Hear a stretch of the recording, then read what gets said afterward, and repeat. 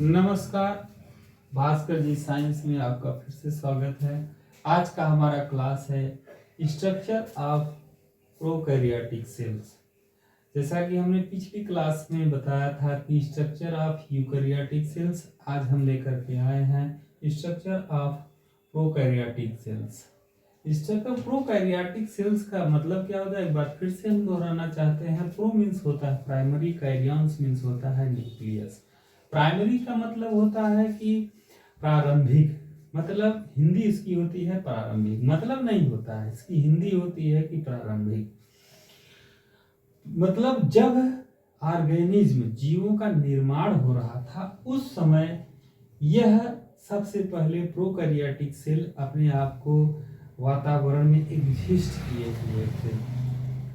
ऐसा आपको स्टैनले मिलन की थियरी के लास्ट में बताया जाएगा कि किस प्रकार से कोशिकाओं का निर्माण हुआ था। हालांकि स्टैनले मिलन की theory origin of life on earth यह 100% सक्सेस तो नहीं रही, लेकिन हमें बहुत अच्छा हेल्प मिलता है प्रोकैरियोटिक सेल को समझाने के लिए। तो आपके सामने ड्रा है प्रोकैरियोटिक सेल्स। ये प्रोकैरियोटिक सेल्स में आप देख सकते हैं, यहाँ लिखा गया है ये कैप्सूल्स, यानी ये कैप्सूल्स की तरह होता है। ये अपना पूरा जीवन सिर्फ एक ही कोशिकाओं में व्यतीत करता है, चाहे वो न्यूट्रिशन हो, रिस्पायरेशन हो, या फिर एक्सक्रीशन हो, या फिर रिप्रोडक्शन हो। तो यह कैप्सूल की तरह होता है, यह कैप्सूल की तरह होता है। इस पर जो आप देख रहे हैं पाई, यह इसके प्रोटीन्स की तरह, प्रोटीन के ये बने होते हैं जो इनको हवा में या पानी में चलने के लिए, अपने एक जगह से दूसरी जगह जाने के लिए काफ़ी मदद करते हैं। इसके बाद में आप देखिए ये इसका सेल वॉल है, और यह लास्ट वाला यानी कि कोशिका के प्लाज्मा में, इसके प्रोकैरियोटिक कोशिका के जस्ट पहली परत जो है यह आपकी प्लाज्मा मेम्ब्रेन बोली जाएगी। और इसके बाद में इसमें देखिए राइबोसोम्स बिखरे हुए हैं, इनके साइटोप्लाज्म में भी धसे हुए हैं। यह इसका साइटोप्लाज्म हो गया।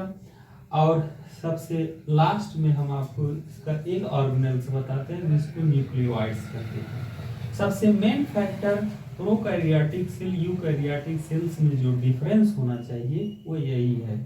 हम यूकैरियोटिक सेल्स में न्यूक्लियस कहते हैं, लेकिन यहाँ न्यूक्लियोइड्स कहते हैं। क्यों? इसलिए कि यह इसका जो न्यूक्लियस होता है, यानी इसमें जो डीएनए होते हैं, ये स्वतंत्र होते हैं।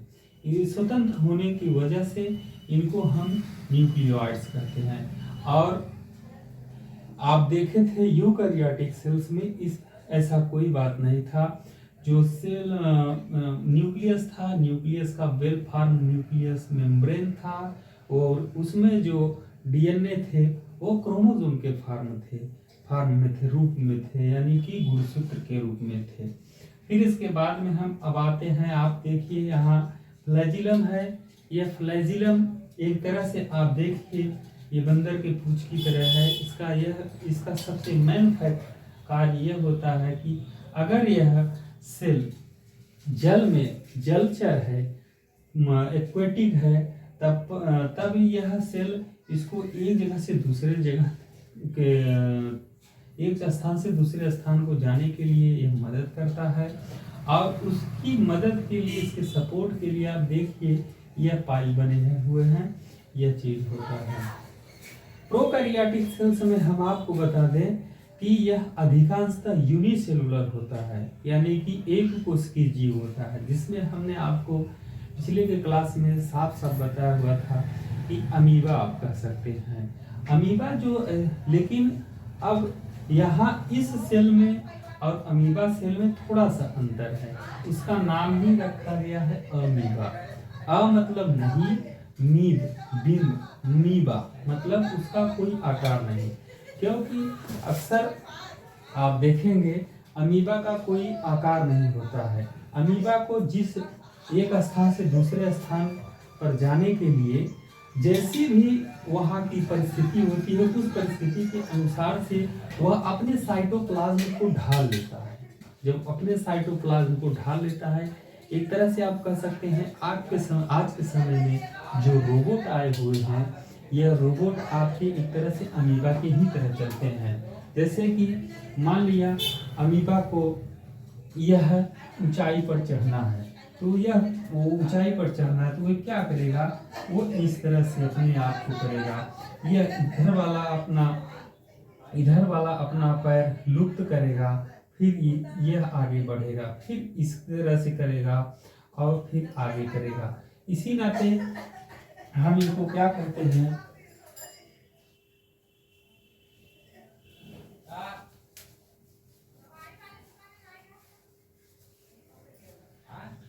इसी नाते हम इनको अमीबा कहते हैं। अगली क्लास में हम आपको बताएंगे कि difference between eukaryotic cell and prokaryotic cells. Eukaryotic और प्रोकैरियोटिक सेल्स में क्या अंतर है। हालांकि जब यह देखा जाए कि जीवन के आधार पर कोशिका का भी विभाजन किया गया है, किसी भी आधार पर, आप चाहे स्ट्रक्चरल या फंक्शनल के आधार पर देखेंगे, या जीव के व्यवहार के आधार पर देखेंगे, या मौसम के आधार पर देखेंगे, या एनिमल डाइवर्सिटी के बेस पर देखेंगे, या एवोल्यूशन के बेस पर देखेंगे, हर समय आपको इन दो प्रकार की कोशिकाओं की जानकारी रखना नितांत आवश्यक है। नेक्स्ट अगला हमारा जो क्लास होगा यह होगा difference between eukaryotic and prokaryotic cell. धन्यवाद।